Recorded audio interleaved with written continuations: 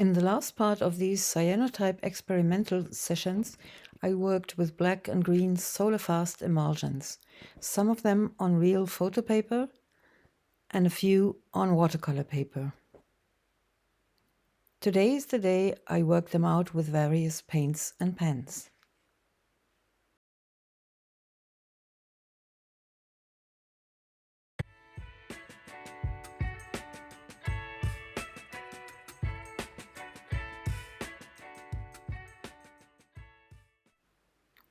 Hi folks, I'm continuing my cyanotype project with the Solarfast products. The last projecting I made with the black and the green emulsions, partly mixed. If you want to see how I am cyanotyping, please go to part 3. Here is the link. Here I'm playing a little bit of the making. Especially the circuit board gave me an astonishing projection. I mixed in a little bit of the red solution, which didn't do much. And I have to say that this green is rather very yellow, as you can see. But in the end, you'll see it has a greenish shade. Look at that. That's the circuit board with the parrot and a cow skull combined with a piece of cloth. I am starting the working out with the yellowish-green projections on photo paper. As you can imagine, it is not easy to work out the images. My beloved color pencils do not work at all. So I'll be trying the Unipin fine liners. All materials I'm using, you can get the info in the info box below the video. Straight after using the fine liners, you cannot wipe them away anymore, which is good.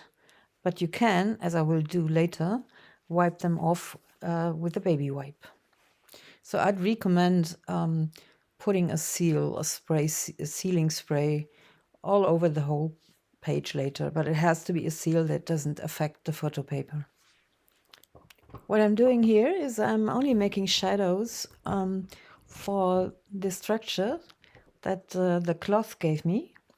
It was just a little piece of cloth, and I work with this one a lot, also in jelly printing, because it's so beautiful. So as usual, I'm giving shadows here. Assuming that the light comes from the top left, the shadows only go to the right and downwards. And I only do this, oh, here you can see me wiping away something, because I didn't like the brown. And so I repeated the whole thing with the grayish one. I like that better. And I'm giving the skull a little bit of shadow too, so that it looks a little more 3D. That pattern of the cloth, I only do the shadows in front of the skull and not on the background. That would be too boring, I think, if I made it everywhere. Also on the skull, I'm not doing it everywhere. Makes it more interesting. Not so predictable. Just following the skull shapes. This is real easy to do. Oh, this was a little too much. Like straight afterwards, you can even erase it with your thumb. Yeah, that was also not in the right place. I made it a little bit too thick, so I'm repeating that. And some more of those textures, lovely textures, on the horn up there. For this, I just took a photo from the internet, probably from Pixabay, I guess. And I changed it into a negative in Photoshop. And then I printed it on a printable foil. So I leave it at this. It's a little too yellowish for my liking, but it's a beautiful work, I think. This one I made with a photo of you-know-who, and again that same cloth. And the difference is this time I'm only working out the outside, the background. of the portrait. Actually, I'm going too far here, so I erase that. And I want to have the face I want to have free of any work. It's very detailed here. Quite a lot of work, but it's worth it. And the fine liner makes a sharp contrast, which I don't like that much. I'd love it to have it more subtle. So I'll try different paints in the coming ones.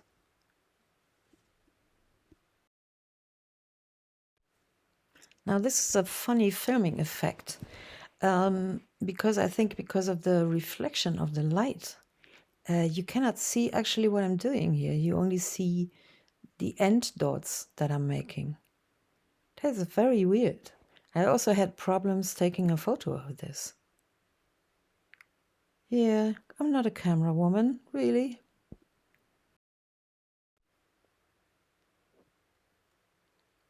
So I'll hold it a little better to the light and make a still. You can see better what I just did. God, I love this one. I'm so vain, but actually I think it's so beautiful because the man was so beautiful. For this one, I took a photo of my own watercolor painting that I made a couple years ago. You can see it right up there. And I just took a photo of that painting, turned it into black and white in Photoshop and turned it into a negative, printed it on the printable foil, and then projected it onto the photo paper with the emulsions. And this is the shortest video I ever made because I'm only going to work out these 3 yellowish dots. And that's it, because I think it's perfect like this. I like the subtlety of the bamboo leaves you see there.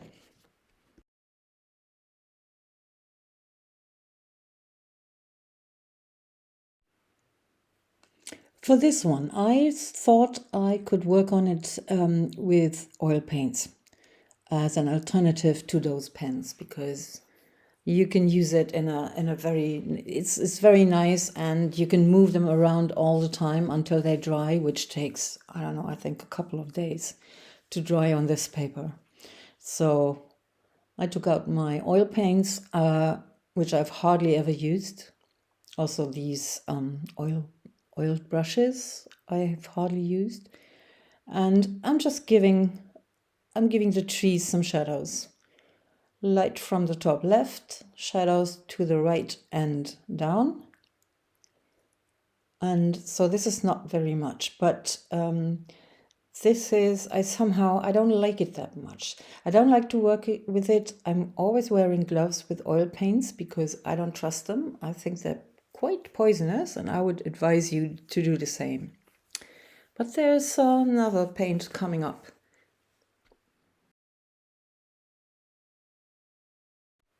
Along with the oil paint, I'd like to compare it with my etching ink. This is the Charbonnel, I think it's a raw sepia. This etching ink I love very much, but it also stains a lot. And as I quickly saw here,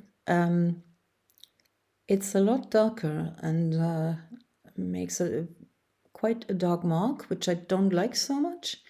Also, it's shiny. You can't see it here, but that's really something that doesn't look good with the matte photo paper. So I'm just going back to oil paints, I guess. This one's actually a bit of a bargain. It's quite a cheap oil paint, so I can't judge for oil paints in general. It is okay. I didn't need to do it really because I think the print is interesting enough, the way I made the emulsion look in the background by the use of a bristle brush. Same parrot painting image combined with the circuit board gave me that lovely interesting background, and I knew I had to do something different. I'm still a little bit keen on the oil paints, so what I'm using here is the water-based oil paints by Winsor & Newton. They are of course a little bit expensive, I think, but you don't need a lot of paint because they're so well pigmented. And you will see what I'm doing here is like almost painting with my fingers, and I love it. And you can do it with the fingers because it's not poisonous. So first I followed the patterns of the circuit board, and then I thought, I don't know if that's so interesting. And I'm just working in the right part down there, and I want to give the white oil, I want to paint it all over the page. So I'm just always putting something on the edge and then pulling the paint with my finger into the background there. Here is a little bit of live, not sped up, so you see how I'm doing it and how fast this goes and how smoothly it just attaches to that photo paper without any difference if you rub it along. It's just very plain and wonderful, and it's see-through, it's transparent, and so you can still have a hint of what the background is made of. I'm taking some off on the edges because I wanted to fade out on the sides. I'm so convinced I'm doing the same thing on the left side under that trunk the bird is sitting on.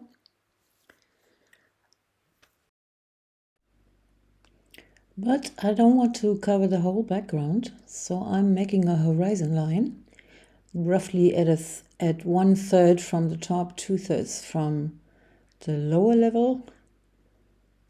I'm doing that with the oil paint and see that it's a good angle, a right angle. Yeah, and then it's a little more difficult to see where the feathers are stopping, and for that reason I always look at the original painting. You can see here that there's a little bit of that red emulsion I tried to mix with the green, the yellow green. It obviously showed a little, so I'm so stop this, Susie. My dog is biting me while I'm trying to explain this. That's not easy. Ow! I got this. I'm okay. You don't have to send anyone.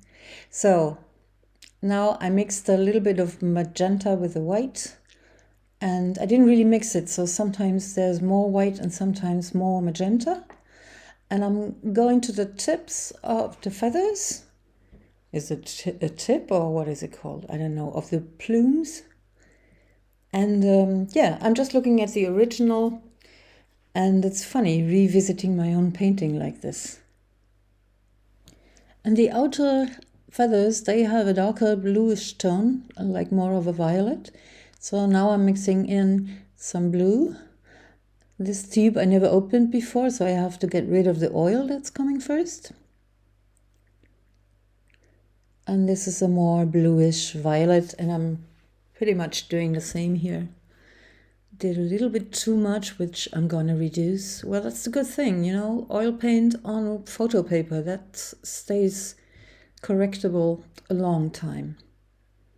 And I just love doing this with my fingers sometimes. Yeah, that's what I love about oil paint. I'm a little bit afraid I'm overworking this little fellow, but I just wanted to try it out and show you how this goes with the oil paint. I don't know though if this is gonna dry like the regular oil paint does within a day. At the moment it's still correctable. Yeah, this is it. I leave it like this. I think it's a wonderful painting. This is the skull lake used with the same cloth and projected together. Here I'm actually using my Caran d'Ache color pencil in white, but it looks not so nice, and I'm afraid if I turn the page it's just gonna fall off. So I'm trying my fabric marker, which I use a lot, but I'm also not very satisfied with this. So what I'm thinking about what else I could try, giving this the texture above the heads, above the skulls, shadows, because that is what makes them pop out really. And I'm only doing this over the skulls that I'm painting. Next I'm trying the Carandash Neocolor 2 Aquarelle. This is like a wax, or pastel a little bit. And then you can dilute it with water as I'm doing here. And it's actually watercolor paint. Aquarelle is the same as watercolor. So this I don't like too much. Here you can see you can take it off the tip as well with the brush. But I don't like it so much, so I'm turning to, I'm still trying, but I'm turning to using this stick with just undiluted, more like a pencil, so it has a kind of a rough structure. I like that better. I guess I could do something with the oil paint here as well, but I wanted to try out different techniques. I don't know if I'm going to leave it like that. Just worked out 2 of the skulls. Maybe I will, maybe I won't. What do you think? Now the cyanotype prints I made on watercolor paper, you always have to iron the paper afterwards, but that's why I took a rather sturdy watercolor paper. This is also so interesting because I worked a lot on the background, just giving it a lot of missing space. Yeah. But in this case, I am strengthening all the dark lines with an indigo blue because the print was too weak. And it makes a big difference that this is watercolor paper, quite rough and quite sturdy, and I can work it on it with my beloved colored pencils, polychromos. The eye is always important, so I'm enhancing that there, but I'm also taking care not to go over those white lines, the missing spaces. I think in a cyanotype this is the most important feature, that you can style the background, so to speak, by using a brush or a foam brush and make interesting patterns. Right before you project anything, it's already interesting. Like, look at these mishaps here. It is some kind of a mishap. I didn't plan this. So we have a lot of happy mistakes here. And I'm strengthening those so we even have more of a pattern. And I'm establishing a shadow underneath the trunk for more reality. I work out the other mishaps here. It looks like an old painted withered wall, doesn't it? So beautiful.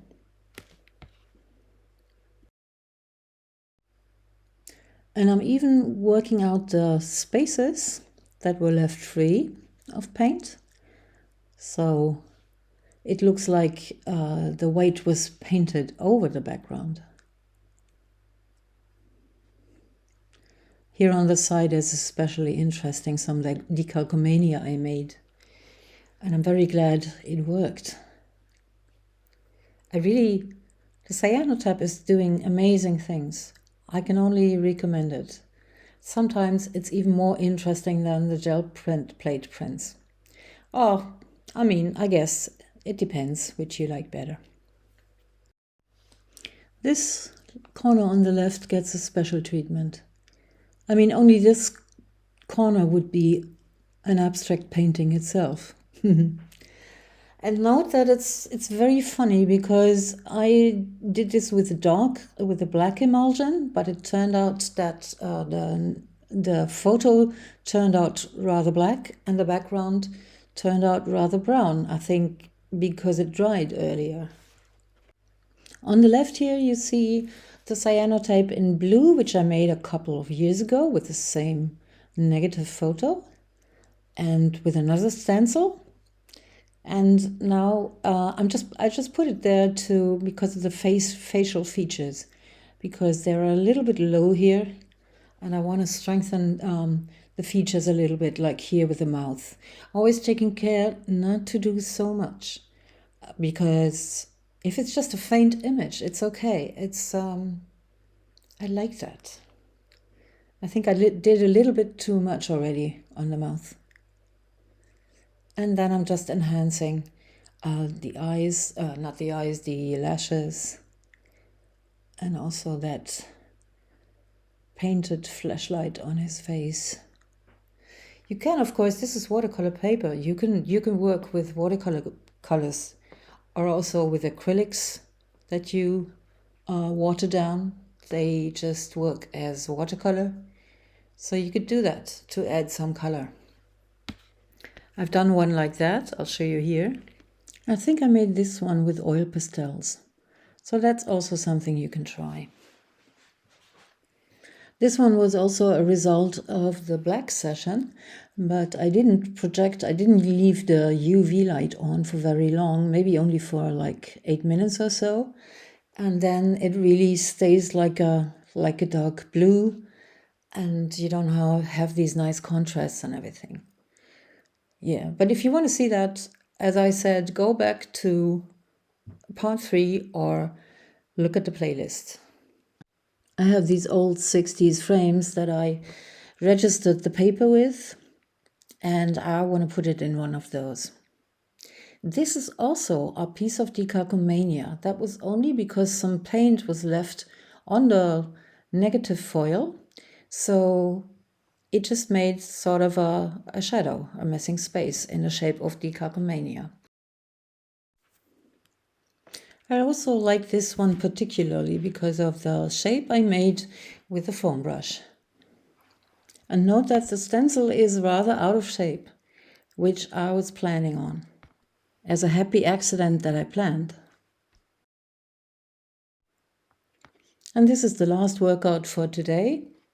Just some shadows for the also out of shape stencil shapes.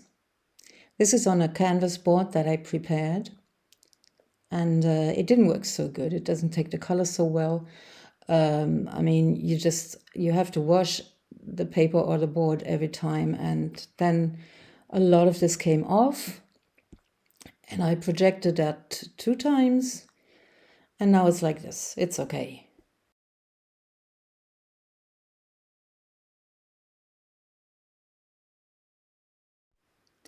And another one from this session that turned out to be not black but blue, and I think it's very beautiful, and I think I forgot to film it.